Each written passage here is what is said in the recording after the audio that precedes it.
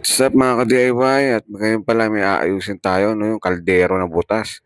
Pinapagawa sa'tin 'to, siyempre kahit anong namang, sira puwede nating ayusin katulad niyan, sa kalderong butas ayusin natin 'yan, kayang-kaya 'yan. Ang mga kailangan lang natin ay gunting, paleta o kahit may kutsara kayo puwede na 'yun, lighter at yung mga Nescafe na na foil na, foil yung likod nung kape, puwede na 'yan. At 'yan nga, kinakaskas ko na siyang, paleta diyan, ayan, para matanggal yung dating ang pinandikit kasi dati diyan, yung aluminum na nabibili sa online, kaso wala natanggal na, eh.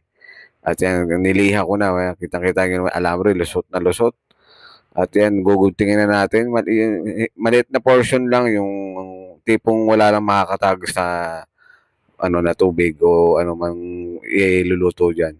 At 'yan ang ginawa ko diyan pinapasok ko lang ng lighter 'no, pero makapal 'yan, eh, mas maganda kung kutsara na lang, 'yan. Tiyagaan lang 'yan guys, papahin niyo lang kasi hanggang sa mainitan. Ayan nagpalit na nga ako diyan ng kutsara kasi nga makapal yung bakal, eh, ayan.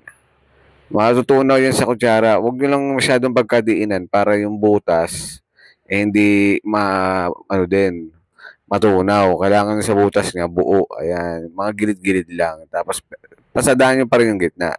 Yan, nakadobleng patong po ang ginawa natin diyan, 'di ba? Ayos na, puwede na.